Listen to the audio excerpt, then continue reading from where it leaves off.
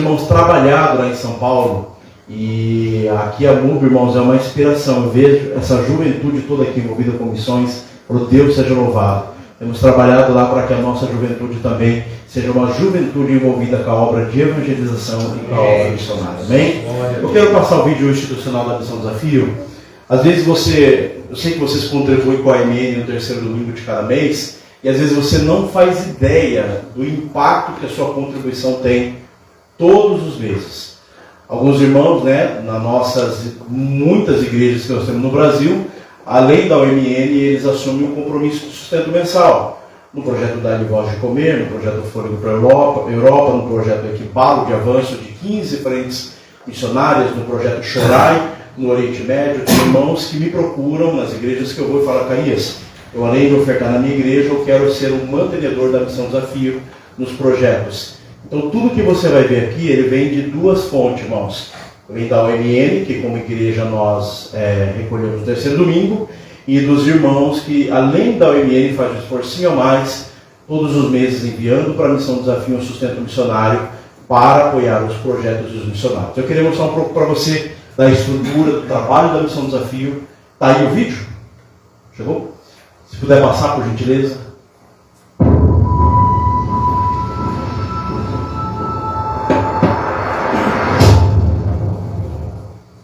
A Missão Desafio encontra-se em 4 continentes, 32 países. São mais de 250 missionários entre brasileiros e nativos e mais de 150 igrejas, entre elas domésticas e pontos de pregação. Para que continuemos a expandir, contamos atualmente com 38 escritórios regionais de norte ao sul do Brasil. Os escritórios regionais são representantes da Missão Desafio em suas regiões e têm como responsabilidade manter as igrejas locais munidas de informações referente aos campos e fomentar missões em suas regionais. E como ferramenta temos os programas Fôlego para a Europa, SEM, Socorro Emergencial Missionário, Equipalo, Chorai e Índia, que foram criados para atender às necessidades específicas, assim como a expansão e o avanço do Reino de Deus no Brasil e no mundo. Como órgão de missões oficial das igrejas do Brasil para Cristo, temos o CFM Alfa, Centro de Formação Missionária, que anualmente prepara e fornece ferramentas para que os futuros missionários possam auxiliar os campos e continuar expandindo o Evangelho. Para isso, eles ficam em regime de internato por 6 meses em nossa base localizada em Araçariguama, no interior de São Paulo, e um mês em uma das nossas bases localizadas na América do Sul. Seja você também a resposta para o Brasil e para as nações. Recentemente, o Supremo Conselho das Igrejas Evangélicas Pentecostais, o Brasil para Cristo, aprovou a criação da Missão Brasil, órgão da Missão Desafio, para atender os grandes desafios missionários nacionais entre os ribeirinhos, quilombolas, sertanejos, ciganos e indígenas. A Missão Brasil desenvolverá projetos missionários nas localidades brasileiras, onde forem identificados estes desafios, provendo o treinamento missionário via CFM Alfa, sustento de missionários, plantação de igrejas e futuras vinculações às convenções estaduais. No continente americano, temos trabalhos sendo desenvolvidos na Bolívia, no Peru, Paraguai, Argentina, Uruguai, na cidade de Durazno e Paissandu, Haiti, Estados Unidos, nas cidades de Orlando e Jacksonville, na Flórida. No continente africano, o reino de Deus tem avançado e temos visto vidas se rendendo a Jesus. Burkina Faso, Benin, Togo, Congo, Moçambique, em Xai-Xai e cidades vizinhas. Noroeste africano, mais conhecido como Maghreb. Os obreiros nativos que foram preparados em Togo e em Burkina Faso já foram enviados para os países de Costa do Marfim e Gana. No continente asiático, temos visto portas sendo abertas para que o Evangelho chegue em muitos países. Desenvolvemos trabalhos nesses continentes por meio dos missionários formados pela Missão Desafio e parceiros. Na Ásia Central, Índia, Butão, Camboja, Nepal, Paquistão e Sudeste Asiático. A região do Oriente Médio, apesar das perseguições, guerras e muitos outros desafios que vem enfrentando, temos avançado e temos visto os frutos desse lindo trabalho. Na Jordânia, Síria, Iraque e Turquia. No continente europeu, temos visto a expansão do Evangelho e desenvolvemos trabalhos na Espanha, Itália, França, Portugal e na Romênia. Conheça agora a nossa diretoria. Pastor Joel Estevanato, fundador e conselheiro. Pastor Emerson Costa, presidente. Pastor Ronaldo Rampazzo, vice-presidente. Pastor Orlando Máximo, segundo vice-presidente. Evangelista Edson Teixeira, diretor executivo. Pastor José Maurício, primeiro secretário. Evangelista Anderson Carias, segundo secretário. Presbítero Fabiano Silva, primeiro tesoureiro.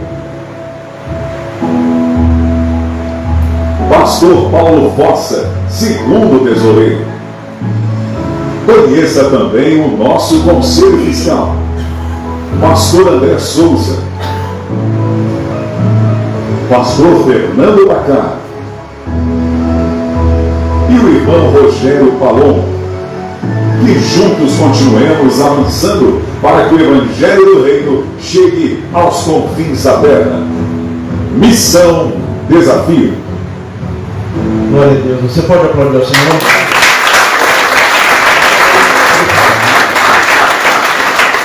Meus irmãos, vocês viram um pouco dos trabalhos, estamos em mais de 30 países, são quase 300 missionários trabalhando. Irmãos, tudo isso graças ao trabalho, graças ao empenho de cada um de vocês, graças às igrejas. Amém? Eu queria fazer um pedido de oração, na verdade, irmãos. Na minha ida ao continente europeu em setembro, irmãos, quando você vai para o campo missionário, você identifica as necessidades que existem. E uma das duas necessidades muito latentes que nós tínhamos lá era a respeito do pastor Alexandre Gonzaga, que é o presidente de campo do continente europeu. Ele é pastor da nossa igreja em Múrcia, na Espanha. E lá nós, então, identificamos que, primeiro, que o sustento dele estava defasado, do pastor Alexandre Gonzaga, e também, irmãos, o carro dele, irmãos, pensa num carro que gostava de um mecânico, irmãos. Ele vivia mais na oficina do que rodando. Aí chegou um ponto que ele teve que vender o carro pelo preço de lata, irmãos, de ferro. E, irmãos, ele estava a pé E ele atende, irmãos, a Romênia, Portugal, ele atende a Espanha, ele atende a França, ele atende a Itália. E imagine só ele se deslocando sem carro, e ali nós então nos reunimos para levantar uma oferta para ele para a compra de um carro. E lá nessa viagem, irmãos, nós fomos em 8 irmãos, nós levantamos um compromisso entre ofertas, né, de 4.000 euros, o desafio era levantar 7.000 euros. E eu me comprometi a levantar 1.500 euros para esse desafio do carro. Eu já tenho uma parte desse recurso, para a glória de Deus, e até o final do ano, irmãos, se Deus quiser, nós vamos inteirar esse valor, falta aí um pouco menos de 1.000 euros. Se de repente você quiser fazer parte desse desafio, irmãos, uma coisa importante, toda a oferta para a Missão Desafio é feita na conta da Missão Desafio, nunca é feita em conta pessoal. Então, se você de repente quiser fazer parte desse desafio com a gente, da compra desse carro, quando nós fomos para o simpósio, o valor que estava contabilizado era o valor do compromisso que nós assumimos em viagem. Então lá nós atingimos o valor, mas com o compromisso daqueles 8 pastores, aqueles irmãos, de levantar esse recurso até o final do ano. Então eu queria que os irmãos orassem, me ajudassem em oração. Nós sabemos que a moeda, irmãos, ela é um problema, né? O euro está em 5,30, 5,40. Então, para cada 1 euro são R$ 5,40, para cada 100 reais, 540. Aí você já tem uma noção do recurso que a gente tem e o desafio que nós temos até o final do ano.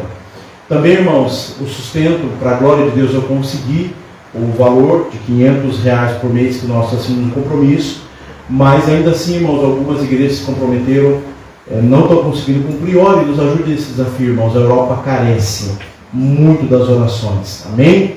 E eu queria também passar aqui agora, pode colocar o vídeo do Eu Me Importo, muitos de vocês já conhecem o projeto, viram, mas alguns irmãos não conhecem, que é o trabalho de cruzadas que nós realizamos lá em São Paulo. Amém? O Eu Me Importo não tem? Não, só a imagem da missão. Ah, subiu no Fusca e foi embora. Olha assim, então vamos para a palavra. Esse Fusca. Ô Júnior, esse Fusca deu, hein? Da igreja, né? Meus irmãos, vamos ao texto bíblico. Então, se coloque em pé, eu quero que você abra comigo, irmãos, um texto conhecido, muito conhecido. Atos 10. Já foi citado aqui, durante a conferência. E eu quero, se Deus me permitir, nessa noite, irmãos, mostrar uma outra perspectiva desse texto bíblico. Vamos ler, por gentileza, irmãos, para a gente entender o contexto. Diz assim, Atos 10, verso 1. Havia em Cesareia um homem chamado Cornélio, centurião do regimento conhecido como italiano. Ele e toda a sua família eram religiosos e tementes a Deus, davam muitas esmolas ao povo e orava continuamente a Deus. Certo dia, por volta das 3 horas da tarde, ele teve uma visão e viu claramente um anjo de Deus que se aproximava dele e dizia: Cornélio. Atemorizado, Cornélio olhou para ele e perguntou: que é, Senhor? O anjo respondeu: suas orações e esmolas subiram como oferta memorial diante de Deus. Agora, mande alguns homens a Jope para trazerem um certo Simão, também conhecido como Pedro, que está hospedado na casa de Simão, curtidor de couro, que fica perto do mar. Depois que o anjo que lhe falou se foi, Cornélio chamou 2 de seus servos e um soldado religioso dentre os seus auxiliares, e contando-lhes tudo o que tinha acontecido, enviou-os a Jope. No dia seguinte, por volta do meio-dia, enquanto eles viajavam e se aproximavam da cidade, Pedro subiu ao terraço para orar, tendo fome e queria comer. Enquanto a refeição estava sendo preparada, caiu em êxtase. Viu o céu aberto e algo semelhante a um grande lençol que descia à terra preso pelas 4 pontas, contendo toda espécie de quadrúpedes, bem como de répteis e de tudo da terra e aves do céu. Então uma voz lhe disse: levante-se, Pedro, mate e coma. Mas Pedro respondeu: de modo nenhum, Senhor. Jamais comi algo impuro ou imundo. A voz lhe falou segunda vez: não chame de impuro ao que Deus purificou. Isso aconteceu 3 vezes e em seguida o lençol foi recolhido ao céu. Enquanto Pedro estava refletindo no significado da visão, os homens enviados por Cornélio descobriram onde era a casa de Simão, chegaram à porta, chamando, perguntaram se ali estava hospedado Simão, conhecido como Pedro. Quando Pedro ainda estava pensando na visão, o Espírito lhe disse: Simão, 3 homens estão procurando por você. Portanto, levante-se e desça. Não hesite em ir com eles, pois eu os enviei. Pedro desceu e disse aos homens: Eu sou quem vocês estão procurando. Por que motivo vieram? Os homens responderam: Viemos da parte do centurião Cornélio. Ele é um homem justo, temente a Deus, respeitado por todo o povo judeu. Um santo anjo lhes disse que o chamasse à sua casa para que ele ouça o que você tem para dizer. Ele os convidou para entrar e os hospedou. No dia seguinte, Pedro partiu com eles e alguns dos irmãos de Jope o acompanharam. No outro dia chegaram a Cesareia. Cornélio os esperava com seus parentes e amigos mais íntimos que tinha convidado. Quando Pedro ia entrando na casa, Cornélio dirigiu-se a ele e prostrou-se aos seus pés, adorando-o. Mas Pedro o fez levantar-se, dizendo: Levante-se, eu sou um homem como você. Conversando com ele, Pedro encontrou ali reunidas muitas pessoas e lhes disse: Você sabe muito bem que é contra a nossa lei um judeu associar-se a um gentil, ou mesmo visitá-lo. Mas Deus me mostrou que eu não deveria chamar de impuro ou imundo a homem nenhum. Por isso, quando fui procurado, vim sem qualquer objeção. Posso perguntar o que vocês mandaram buscar? Teremos, irmãos. Pai, rendemos graças ao Teu nome, Senhor Jesus. Obrigado por esse dia tão especial. Que privilégio passar o dia na Tua casa, Senhor. Pai querido, em dias como esse nós vemos, Santo Deus, que mais vale um dia nos Seus atos do que 1000 anos, Santo Deus, 1000 dias fora, uma vida inteira distante do Senhor. Como é importante, Pai, nós congregarmos, Santo Deus. Que privilégio, Pai. Fala conosco mais uma vez, eu te peço, em nome de Jesus. Vamos se assento, meu irmão.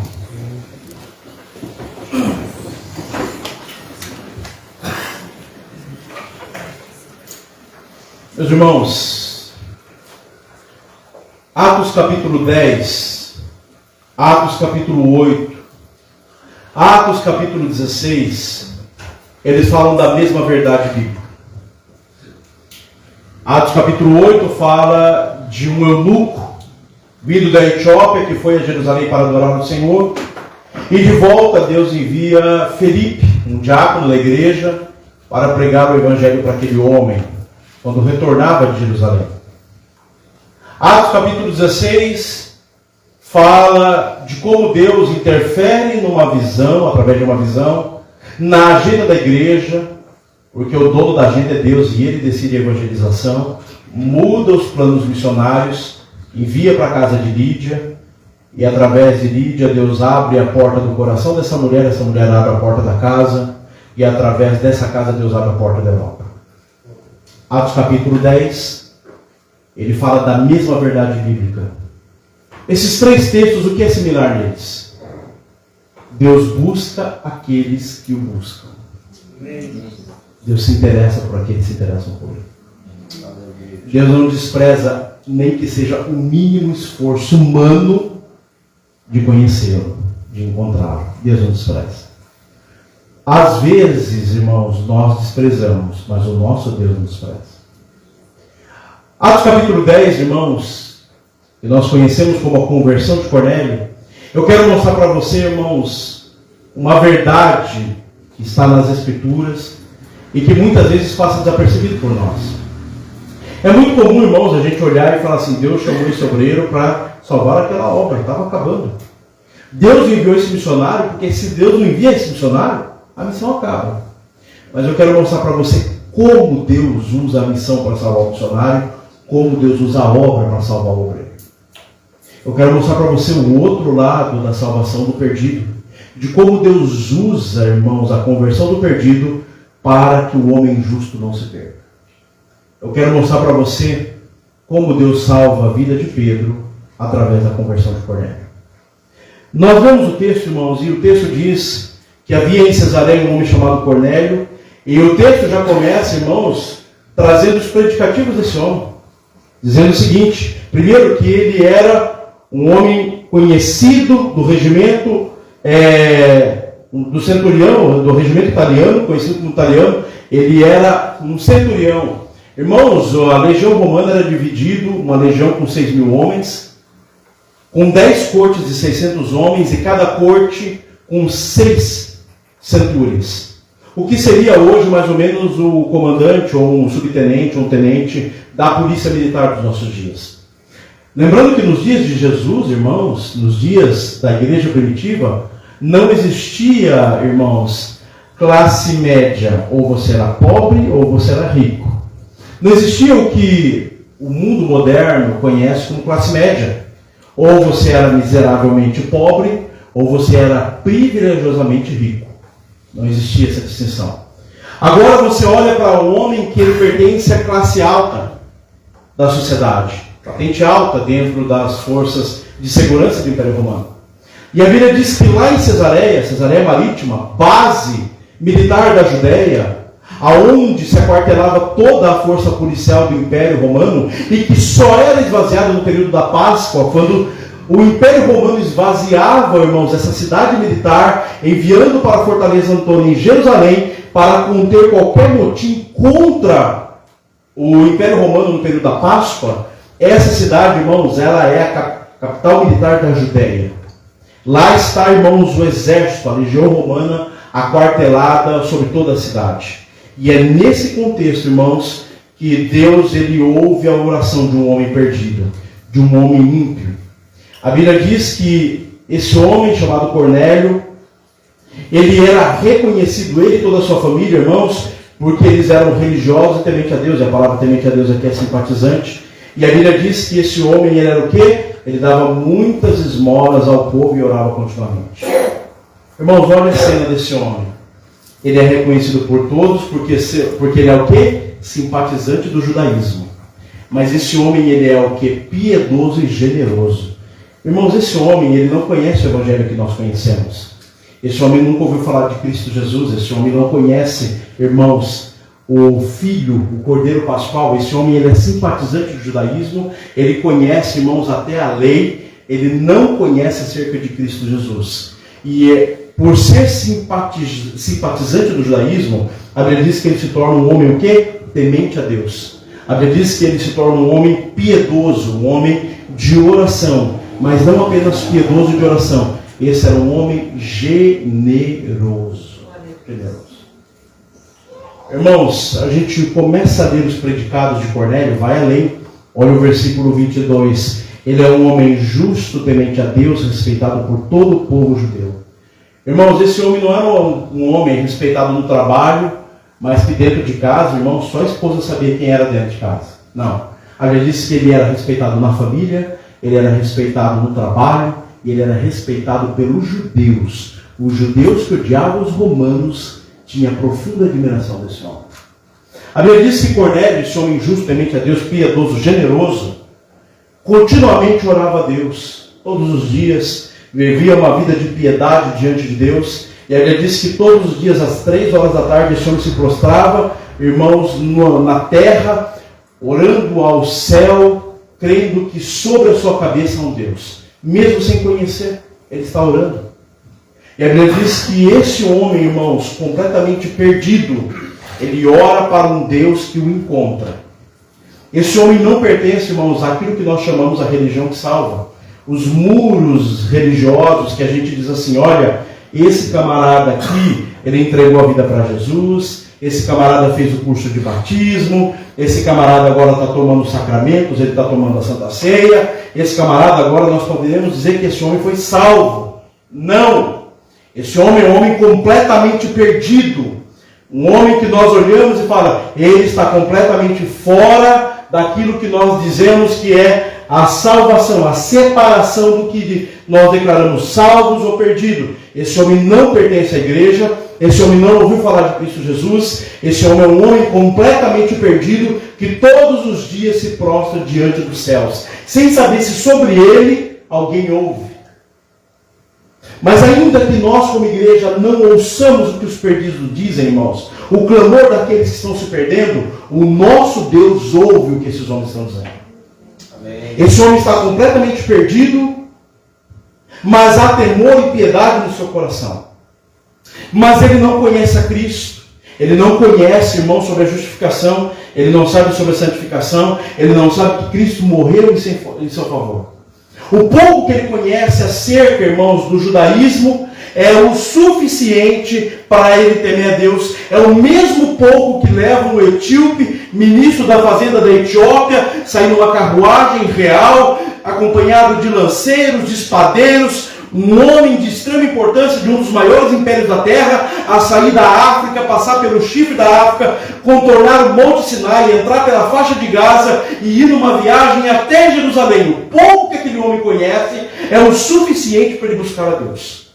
Mas o Deus que conhece todos os homens está vendo o que está acontecendo. E a Bíblia diz, irmãos, que um anjo do Senhor aparece a esse homem e diz: Cornélio, as suas orações e as suas esmolas subiram como oferta memorial diante de Deus. Aleluia, Jesus. Meu irmão, eu não sei até que ponto você está comprometido com a generosidade cristã. Eu não sei. Mas o texto está dizendo que um homem ímpio e perdido está sendo generoso para o povo de Deus, e Deus tem um memorial diante dos seus olhos acerca desse perdido. Se um homem completamente perdido, irmãos, ele é alcançado por Deus por causa da piedade e da generosidade, o que Deus pode fazer através da sua vida, sendo alguém justo e temente a Deus. Perceba, irmãos, que Deus está olhando e está contabilizando a generosidade desse perdido. A ponto de o anjo, quando chegar para ele, dizer assim: Cornélio, quando você se prostra na terra e ninguém vê, o Deus que está sobre a terra vê. Cornélio, quando você contribui e ninguém soma as contribuições, o Deus que está sobre toda a terra está contabilizando. E diante do Senhor há um memorial com o teu nome. E está atalhado no memorial: generoso, piedoso e temente. A ponto de Deus enviar um anjo para falar com esse homem. E a mensagem do anjo é: vá a Jope, na casa de Simão, curtidor de couro. Lá está hospedado um homem chamado Simão Pedro. Traga ele aqui e ouça tudo o que ele tem a dizer. O texto vai dizer que Cornélio, irmãos, no verso 33, diz assim: assim mandei buscar-te imediatamente. Ali diz que imediatamente o anjo do Senhor fala com Cornélio, e esse homem completamente perdido, irmãos, que não conhece, nunca estudou sobre angelologia, não conhece absolutamente nada, ele ouve, ele entende que é o Senhor falando com ele, ele obedece imediatamente e manda o anjo, e manda 3 soldados seus, a partir da ordem que os anjos deram, a Jope, 2 dias de caminhada. A Bíblia diz então, irmãos, que no outro dia, o pastor da igreja, o líder da igreja, está orando no terraço. A Bíblia diz que ele, aparentemente, irmãos, a comida atrasa, muito provavelmente por causa da ressurreição de Dorcas, a casa se enche, as mulheres chamam as mulheres, e a cultura hebreia, judaica, quando a casa se enche, as mulheres se reúnem dentro da casa, os homens sobem no terraço, coberto por lençóis, por causa do sol fustigante, e aparentemente há um atraso na hora de preparar o almoço. E a Bíblia diz que ele está em jejum, orando ao Senhor no terraço.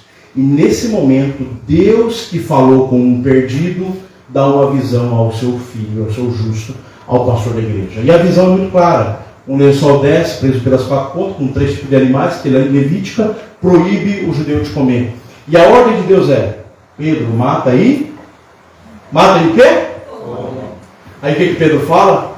Senhor, Senhor, eu jamais toquei em algo impuro, Senhor. Eu vou comer esse trem aí e vou nada.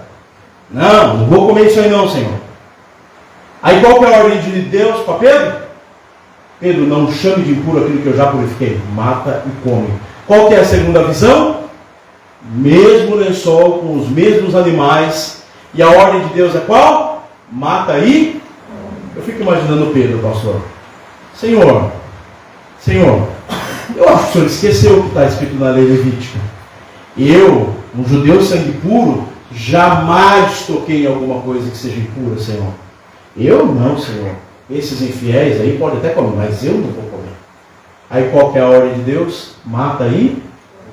A terceira vez aparece a visão, irmãos. A visão mudou, sim ou não? Quem tem que mudar é quem? É Pedro. Pedro, mata e coma. Aí Pedro, irmãos, ouve a terceira vez, e a terceira vez que ele tem a visão, isso chama a atenção dele, porque o versículo diz assim no verso 17. Enquanto Pedro estava refletindo, ou seja, a visão aparece uma, a ordem não muda. Aparece a segunda, a ordenança é a mesma. Aparece a terceira, a ordem é a mesma. Isso leva Pedro a refletir sobre o que ele viu. No versículo 19, mostra novamente que Pedro estava pensando no que ele viu. Olha o que o texto diz. Enquanto Pedro ainda estava o quê? Pensando. O texto vai dizer, no versículo 20, que novamente o Espírito aparece a Pedro e diz: Pedro, 3 homens estão te procurando, desça e não hesite em ir com eles.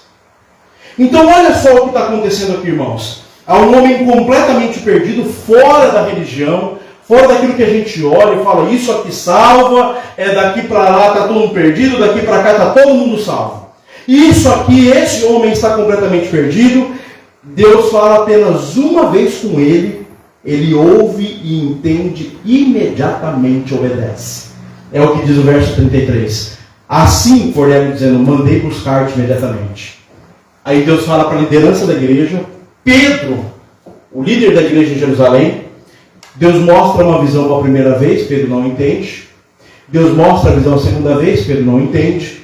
Deus mostra a terceira vez a mesma visão, Pedro não entende.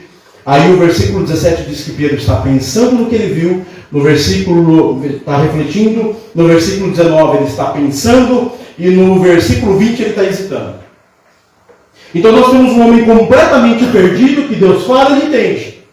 E nós temos um homem completamente salvo, que Deus fala 6 vezes com ele e não entende.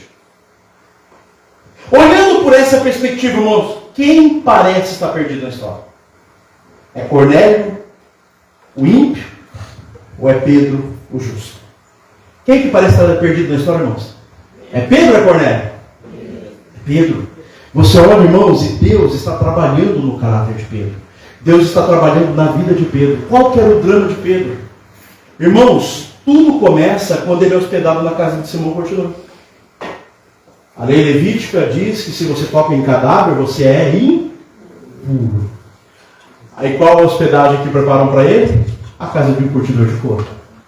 Aí, irmãos, a dona da casa vai fazer uma comidinha para Pedro. Aí qual que é a crise de Pedro? Senhor, como é que eu vou comer nessa casa? Senhor, como é que eu vou comer numa casa em que todos estão impuros, Senhor? Como é que eu vou comer? Imagina a crise de Pedro. Irmãos, uma das coisas mais belas do trabalho missionário, irmãos, eu me lembro uma vez, nós estávamos lá no interior da Bahia, aí chegou uma moça muito bonita, e ela chegou assim, olha, minha primeira viagem missionária, e a regra de missões é, leva o que carrega. Não tem nenhum carregador para te lá, então tu leva o que carrega. Aí chegou essa moça, com uma mala enorme, ela abriu assim, com uns vestidos longos até o pé assim. Eu olhei para aquilo, eu falei, meu Deus do céu. Avisaram pelo menos ela para onde a gente vai? Mas irmãos, dá para piorar sim ou não? Ah, dá. Ah, irmãos, a gente é bom para piorar a história, né? Aí essa moça vai e me abre uma outra mala, irmão, cheia de sapatos, uns Scarpan. Pastor, quando eu olhei aquilo, eu falei, meu Deus, essa mulher vai plantar milho aqui, não é possível. Ela não vai conseguir andar. Aquele monte de sapato. Mas dá para piorar sim ou não, irmãos? Ah, dá, a gente é bom para piorar, né? Aí essa moça abriu uma maletinha assim, irmãos, cheio de maquiagemzinha assim, eu falei, meu Deus. Se contassem para ela que a única maquiagem que a gente usa aqui é terracota, né? Aí essa moça, irmãos, por providência divina, eu fui na caçamba da caminhonete. E a gente, irmãos, entrou numa região que a terra era um talco, irmãos do céu, mais vermelho. Aí ela foi bem na caçamba comigo. Eu, estava um amigo meu, botado a caçamba, e ela bem atrás, assim, bem do meu lado, assim. Todo o pó do universo foi na cara dela. Nós da caçamba chegamos lá, a gente parecia o Chewbacca vermelho até o pé, assim. Só dá para ver os olhos do branco dos olhos ali só. Aí, irmãos, essa moça chegou tão irritada.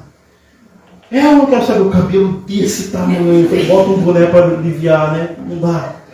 E ela, irmão, vai lavar o rosto, a hora que ela molha assim, mano, aquilo vai craquelando no rosto. Mas ficou pior, irmão. Ficou muito ruim. E não tinha jeito da gente tomar banho, irmãos. E olha, foi um caos. Para voltar, por providência divina, quem que voltou na caçamba? Nós. Irmão, nós tivemos que jogar até as meias fora, porque não tinha como salvar nada. De tão sujo que estava. Mas eu me lembro, irmãos, que num dos últimos dias essa moça, ela chorando assim diante de todos, né?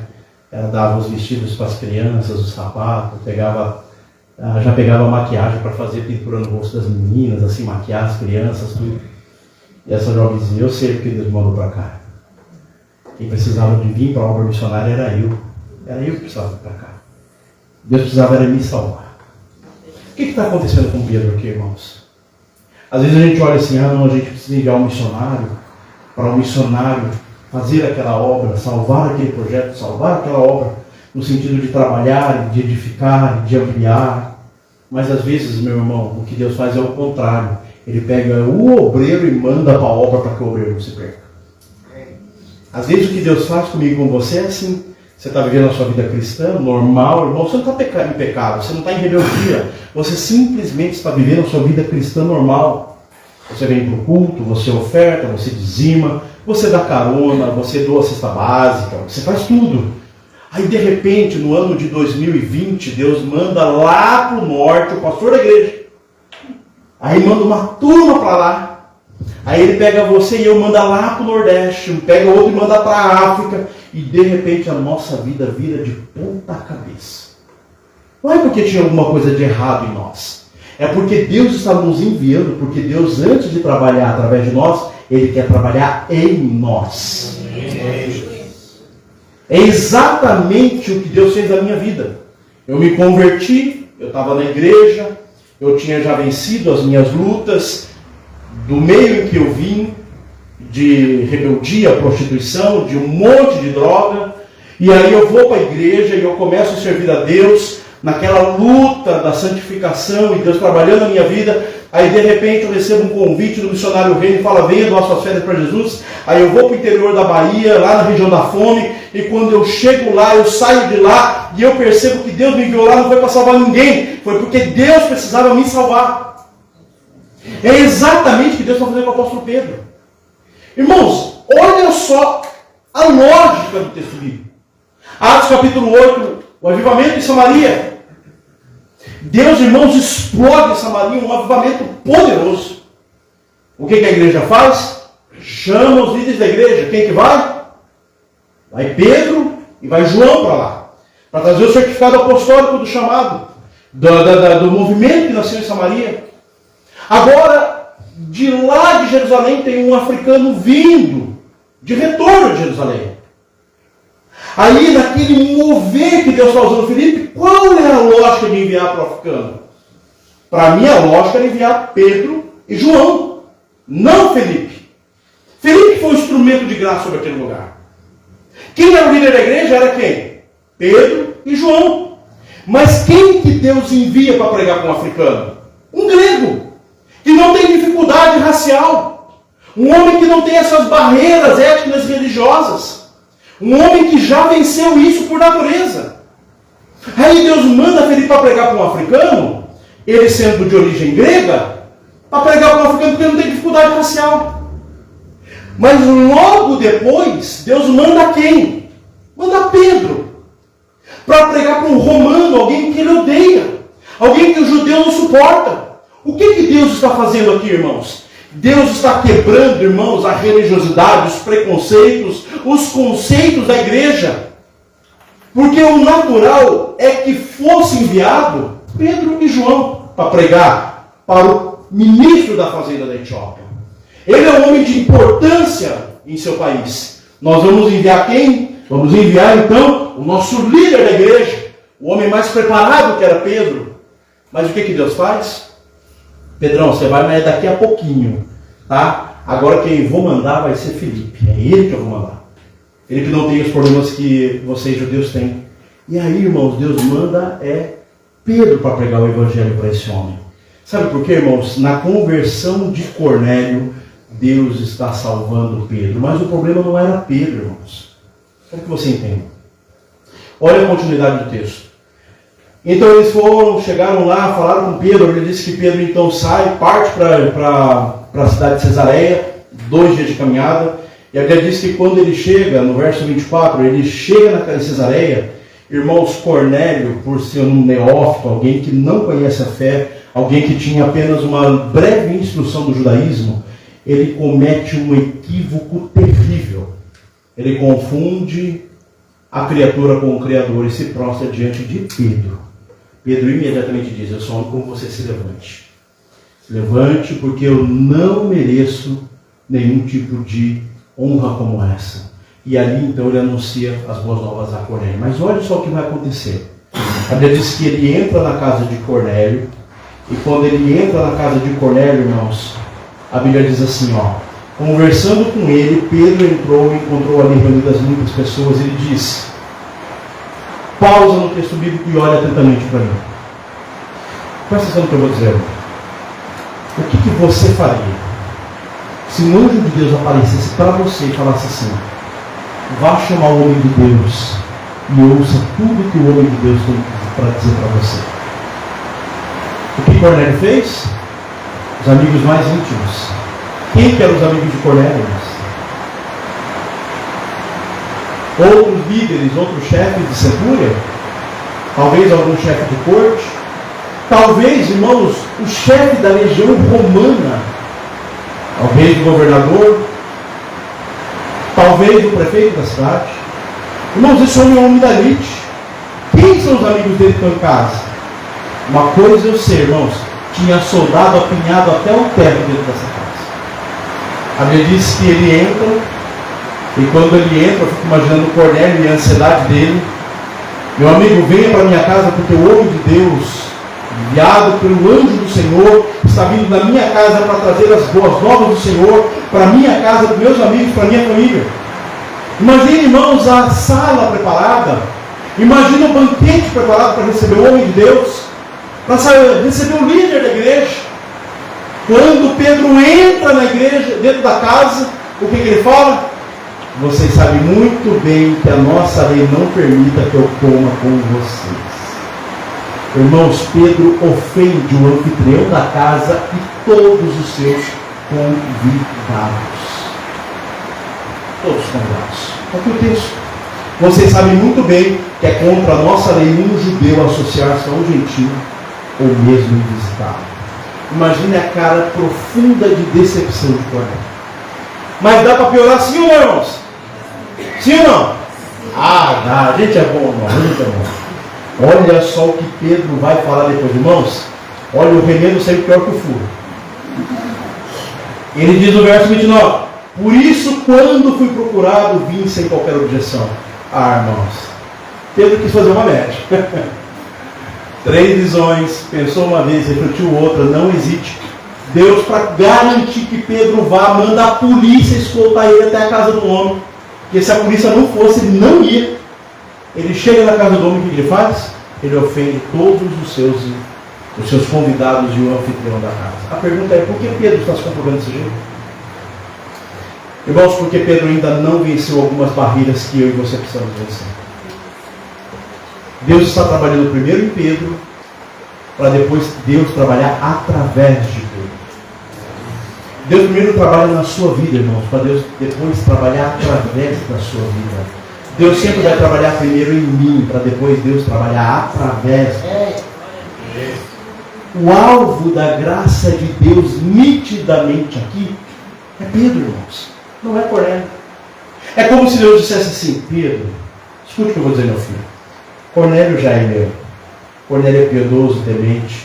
Irmãos, é tão sério isso que se você ler Atos capítulo 8, verso 40, diz assim: Felipe, porém, apareceu em Azoto, indo para Cesareia pregar o evangelho. Irmão, se eu sou Deus, imagina se você é Deus. Olha assim um mapa. Tem um homem temente, piedoso, generoso, exemplar, na casa, no trabalho, que só precisa levantar a mão e aceitar Jesus. Na mesma cidade tem um evangelista chamado Felipe, que acabou de pregar para um africano, e que não tem problema de pregar para um romano. Se eu sou Deus, eu falo, é só um cruzar o caminho do outro. É fácil de resolver. Aí o que Deus faz? Não, você vai ficar aí, você já fez o seu trabalho. Eu vou mandar um outro camarada, porque eu preciso usar a sua vida para mudar a história da vida desse homem. Perceba que Deus está usando Cornélio, irmãos, para que esse homem não se perca. Mas, irmãos, a grande pergunta é, qual que é o problema de Pedro? O problema de Pedro não é Pedro. O problema de Pedro é a igreja do Senhor. Olha Atos capítulo 11, verso 2. Assim, quando Pedro subiu a Jerusalém, os que eram do partido dos circuncisos o criticavam, dizendo: você comeu na casa de homens incircuncisos, não é Pedro? Irmãos, a notícia corre, o chefe, centurião romano, da principal cidade, aonde está a sede militar da Judéia, se converte ao evangelho. A notícia corre. Pedro chega em Jerusalém. Ele é chamado para dar o testemunho, sim ou não? Ele é chamado para quê? Para prestar contas da conversão de Cornélio. Irmãos, quem que estava perdido nessa história? Era Cornélio ou era a igreja do Senhor que estava se perdendo? Eu quero mostrar para você, irmãos, um perigo eminente. Eu estou encerrando, irmãos. Escute o que eu vou dizer. Há um perigo eminente, irmãos, de a religiosidade matar a nossa fé. Há um perigo iminente. E às vezes Deus, para mudar essa história, Ele vai mandar você para se encontrar com o perdido, para que através da vida desse homem, através da conversão desse homem, você jamais se perca. Há um risco iminente, irmãos, de a gente se acostumar, porque a religiosidade nos coloca numa zona de conforto. Está tudo tranquilo. Meu ministério está uma bênção. A minha família está uma bênção. Eu contribuo, eu dizimo, eu oferto, eu sou generoso, eu contribuo com o sustento, eu faço isso, eu faço aquilo. A religiosidade nos coloca, irmãos, numa posição de conforto tamanho, a ponto de dizer para Deus como as pessoas devem se encontrar com Ele. Não, Senhor, mas esse não fez curso de batismo? Não, mas esse não, Senhor. Esse não entregou sua vida para Jesus? Não, Senhor, não é assim que tem que acontecer. Deus continua sendo Deus e Ele continua fazendo do jeito dele. E muitas vezes Deus muda, irmãos, toda a cronologia do fato. Ele muda e transforma as pessoas do jeito que Ele quer. Ele alcança como Ele quer. Porque Ele continua sendo Deus. Deus está trabalhando na igreja dele através do líder, para que a igreja inteira não se perca. Pedro disse: olha, eu estava lá em Jope, e depois da ressurreição de Dorcas, a igreja pediu para que eu ficasse mais uns dias, e a notícia correu, a casa encheu, eu estava com fome, uma crise interior, se eu comia, não comia. Aí uma visão do céu veio para mim 3 vezes, e repetiu a mesma ordem, para que eu comesse daquela carne impura, e eu retruquei, eu redundei, eu pensei, mas eu não estava entendendo. Mas não se tratava de carne, se tratava da inserção dos gentios à fé. E ele vai dizer: eu estava na casa de Cornélio, e então eu comecei a falar de Cristo Jesus, e o mesmo Espírito que desceu a nós em Atos capítulo 2 do Pentecostes, desceu sobre eles também. Como pude negar eu o batismo a esse homem? O mesmo Espírito que agiu sobre eles, agiu sobre nós. E aí a igreja vai só lá no versículo 18 parar de questionar Pedro, dizendo: ouvindo isso, não apresentaram mais objeções e louvaram a Deus, dizendo: agora então Deus concedeu arrependimento para a vida, até mesmo aos gentios. Irmãos, quem que está perdido em toda essa história? Quem que parece não entender a voz de Deus em toda essa história? É como se Deus dissesse assim: olha, Pedro, eu preciso trabalhar em você, porque através de você eu vou trabalhar na igreja minha. Porque, Pedro, você não está vendo, mas em Atos 9, eu estou convertendo o maior perseguidor da igreja, aquele que mais fustigou a minha igreja. Eu chamei Paulo de uma maneira que nenhum de vocês jamais vão entender. Eu apareci a ele no caminho de Damasco, e esse homem se converteu, e vocês não vão entender. Se vocês não recebem Cornélio, um homem piedoso, generoso, um homem exemplar, se Cornélio não é o padrão para vocês, o que dirá de Paulo, será? Se vocês não abrem as portas para Cornélio entrar, como receberão o apóstolo Paulo? Porque eu falei desse perseguidor, o homem mais perseguido pelo Evangelho. Se vocês não recebem um homem piedoso, generoso, um homem que toda a cidade olha para ele e ele é exemplar, como vocês vão receber aquele a qual vocês mais odeiam, Pedro? Então eu preciso trabalhar na sua vida, Pedro, para você trabalhar na minha igreja, porque eu vou chamar esse homem e através dele eu vou levar o meu evangelho até as fronteiras mais distantes do evangelho e a conversão dele não passará pela mão de vocês. É por isso que eu preciso trabalhar, porque você tem bloqueio ainda com os gentios, vocês ainda não recebem romanos, vocês não recebem africanos, mas eu vou converter o homem sem vocês, Pedro. Não vai passar pelo jeito que vocês aprenderam. Eu vou fazer algo sobrenatural na vida deles e vocês não vão recebê-lo. De fato, irmãos, não recebe. Paulo fica 10 anos longe porque a igreja não recebeu Paulo. Está aqui no texto, irmãos. Leia o texto de Atos 10, Atos 11 de Antioquia. Paulo vai para Jerusalém e a igreja não recebe e manda ele embora para Tarso. Perceba, irmãos, que Deus está trabalhando através de um homem perdido para que a igreja dele não se perca. Porque há um risco iminente, irmãos, de nós nos acostumarmos cada vez mais com o conforto, com a zona de segurança, porque a igreja tem os seus modelos, e aí, irmãos, a gente fecha a porta para o perdido. E Deus vem, irmãos, e faz do jeito que Ele quer, como é. É por isso, irmãos, que esse texto ele me chamou tanta atenção. E é por isso que todas as vezes que eu li esse texto, eu medito sobre ele e falo, Senhor, o Senhor ainda continua sendo o teu Salvador, dos sábados do jeito que o Senhor quiser. Irmãos, quantas vezes eu li esse texto, eu me dobro os meus joelhos e falo, Senhor, eu não escuto a voz dos perdidos, mas tu escutas porque a tua palavra mostra, Senhor. Irmãos, perceba que Deus está utilizando um homem completamente perdido para que um homem completamente salvo não se perca. É por isso, irmãos, que eu incentivo tantas pessoas para ir para a obra missionária. Eu falo para eles, doe suas férias, doe um final de semana, doe uma semana da sua vida, e você vai ver o impacto que a obra pode fazer em você. A maioria de nós temos as expectativas, irmãos, de fazer muita coisa pelo reino, mas eu quero convidar você a deixar o reino fazer algo na sua vida. Eu quero convidar você a ter uma experiência em janeiro pertinho de vocês. Doe uma semana, doe um final de semana. Vá para um projeto missionário, pegue seus filhos e leve para um projeto missionário. Deixe o reino de Deus trabalhar no coração dos seus filhos. Jesus.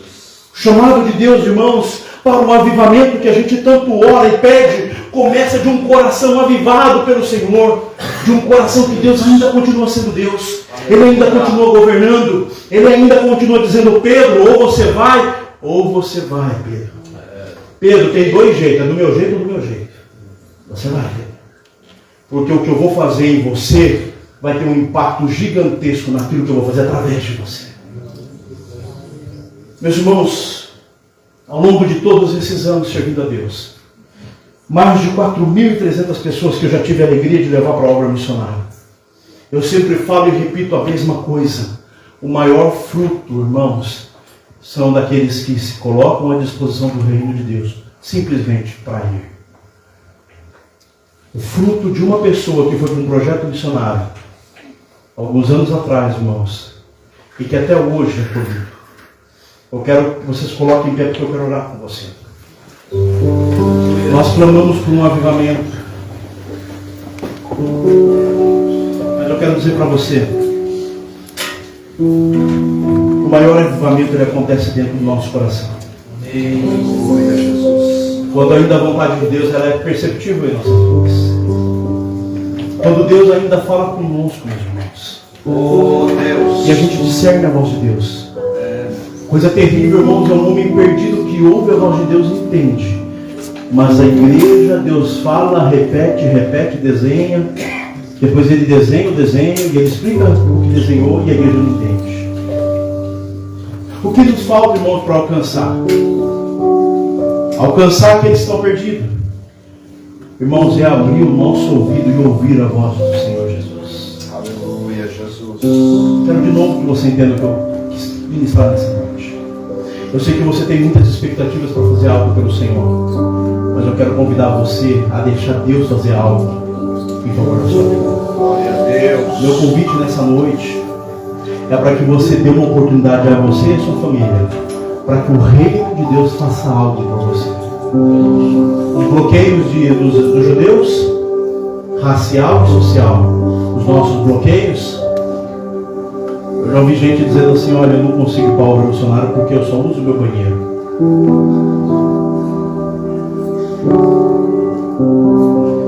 Os irmãos, outros porque eu só durmo na minha cama,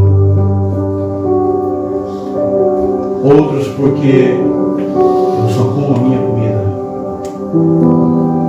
Meus irmãos, eu quero dizer para você o seguinte nessa noite: que o mesmo mal que assolava aquela igreja, irmãos, continua assolando a nós.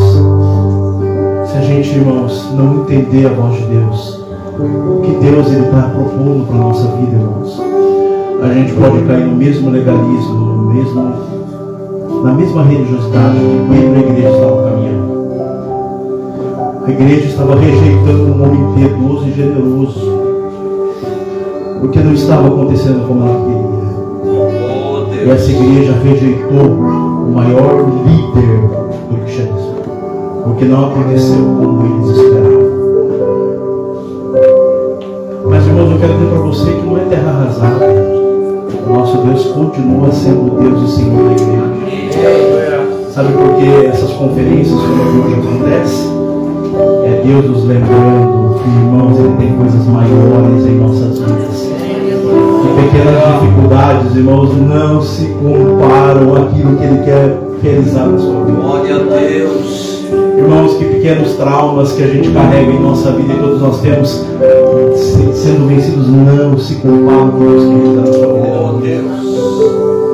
Talvez você não seja um missionário de campo, de ir, mas você tem joelhos para orar, você tem mãos para contribuir, você tem uma igreja para mais missionários, você tem uma casa para recebê-los, um carro para transportá-los, você tem meios de fazer parte da obra do Senhor. Glória a Deus. E a minha oração, irmãos, é para que esse amor constrangedor, irmãos, essa obra que o Espírito Santo de Deus realiza na vida dos perdidos nunca saia dos nossos olhos. Irmãos, no ministério Deus tem dado muitos privilégios.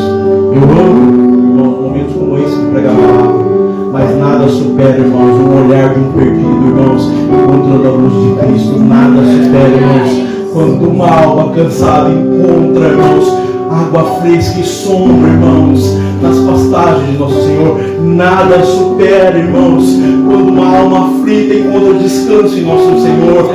Nada supera, irmãos, quando um homem sedento encontra a fonte de água viva, irmãos. Nada supera, irmãos, quando a graça de Deus transforma a mente do pecador. Nada supera, irmãos, quando um homem, irmãos, que é pecador, abominável, ele se torna um instrumento de graça nas mãos do Senhor. Nada supera os teus olhos contemplarem isso.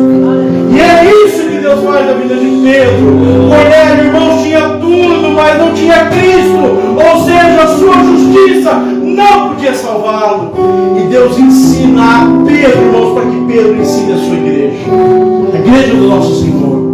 A minha oração é que Deus faça tal obra na minha vida sempre, na sua vida. Que Deus continue usando a obra para salvar o obreiro, a missão para salvar o missionário, o reino para salvar os seus súditos. Que Deus continue utilizando todos os meios para que nenhum se perca, seja o homem mais perdido da terra, seja o homem mais religioso da igreja. Deus continua trabalhando para que ninguém se perca, seja aqueles que nunca ouviram, seja aqueles que muito ouvem. Deus continua trabalhando para que nenhum dos seus se perca, porque Ele disse: nenhum daqueles que são meus eu perderei. Ele afirmou isso. Espírito Santo de Deus, nós estamos em Sua presença, Pai querido, Pai amado, nessa noite. Eu te louvo, Senhor, porque o Senhor não omitiu esse relato acerca de Pedro. Nós olhamos para a conversão de Cornélio, Senhor, mas nas entrelinhas desse texto nós encontramos, Senhor, um homem que te ama, um homem que te serve, um homem que trabalha para o Senhor. mas que ainda precisava vencer algumas barreiras. E o Senhor utiliza todos os meios para que esse homem seja, Senhor Deus, alcançado. Eu olho para esse texto, Senhor, e eu sei que Pedro, Senhor Deus, somos todos nós. Nós somos Pedro, Senhor. Nós somos letárgicos ao ouvir a sua voz. O Senhor fala, a gente ouve. O Senhor repete, a gente ouve. O Senhor fala de novo. O Senhor adverte, o Senhor chama. E nós somos letárgicos a entender. Mas o Senhor continua tendo pressa, Senhor Deus. E a minha oração é essa, Espírito Santo de Deus. Que nós possamos ouvir a tua voz e imediatamente obedecer a tua mensagem. É o que eu te peço, em nome de Cristo Jesus, nosso Senhor. Aplauda o Senhor Jesus.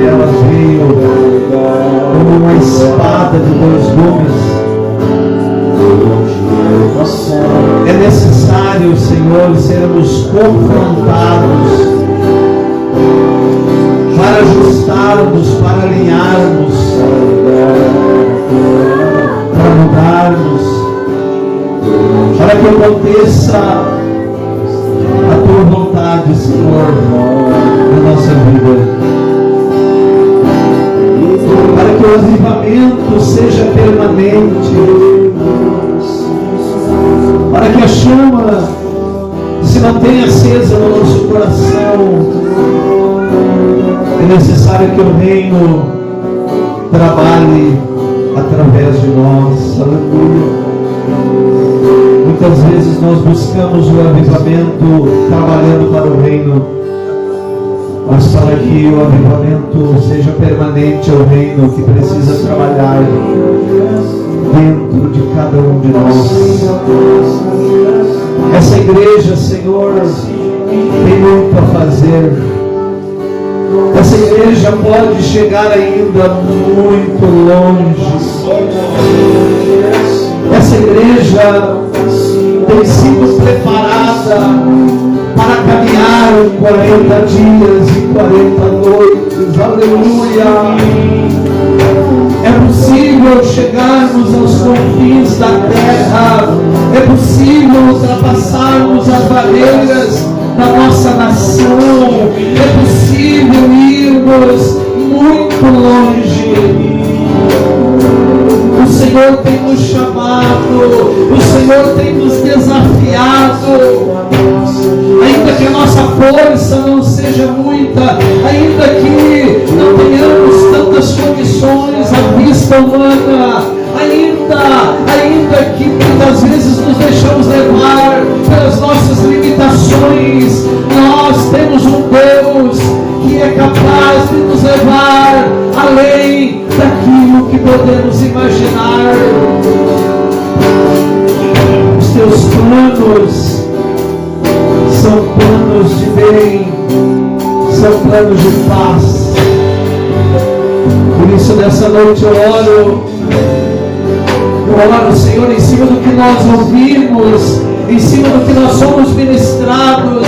Eu oro, Senhor, como pastor dessa igreja, tendo o privilégio de pastorear essa igreja. Eu oro para que no nosso meio seja levantado homens e mulheres, jovens e crianças que não se conformam,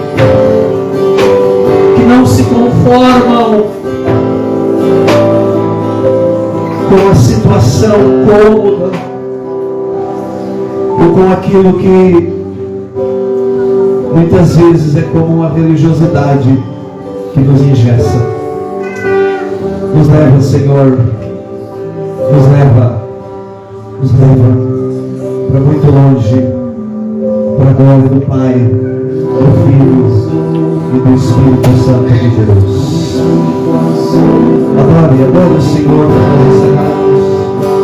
Levante as tuas mãos, levante as tuas mãos e glorifique o Senhor. Glorifique o Senhor.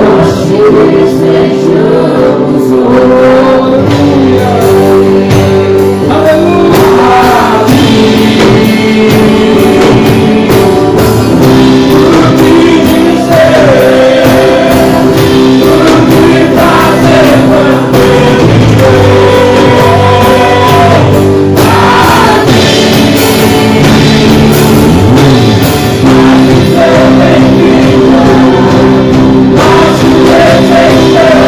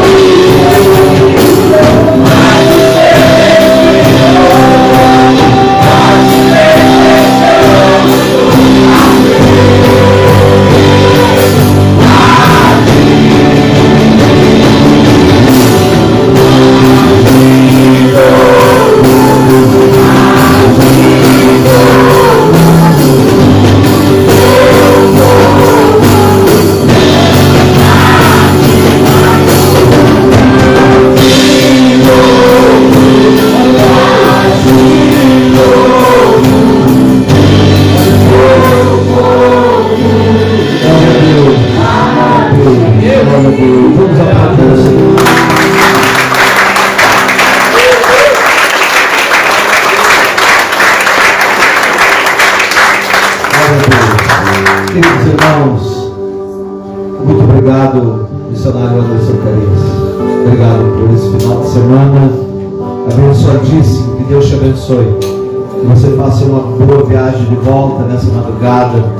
Que o Senhor te guarde na ida, na chegada, no retorno, enfim. Te dê uma semana de sucesso lá no teu trabalho. Desce lá no aeroporto, vai direto para o trabalho. Poxa vida, o Senhor te renove as forças em nome de Jesus. Amém. Queridos irmãos, alguém nos visitando pela primeira vez? Não? Tranquilo? Como a gente tem tido seguido, né, visitantes, a gente precisa fazer isso. Aniversariante, já cantamos. Tinha alguém de aniversário essa semana? Oi, sim. Já foi, né? Sim. Já foi. Cantamos para todos. Queridos, um pedido aqui, irmãos. Não saia correndo. Hoje a nossa congregação de São Cristóvão preparou um lanche saudável. Metade saudável, não é metade não tanto, que é um bolo. É um sanduíche natural. Eles prepararam 50 lanches ali. Nós estamos fazendo essas cantinas para o nosso grande desafio. Então leve o lanche, faça o lanche, enfim, tem um momento de comunhão, tá certo? Domingo que vem, meus irmãos, nós estaremos aqui de novo no próximo culto abençoado. Quero agradecer em nome de Jesus a todos vocês nessa noite. Aos irmãos que estão em casa, queridos, um beijo.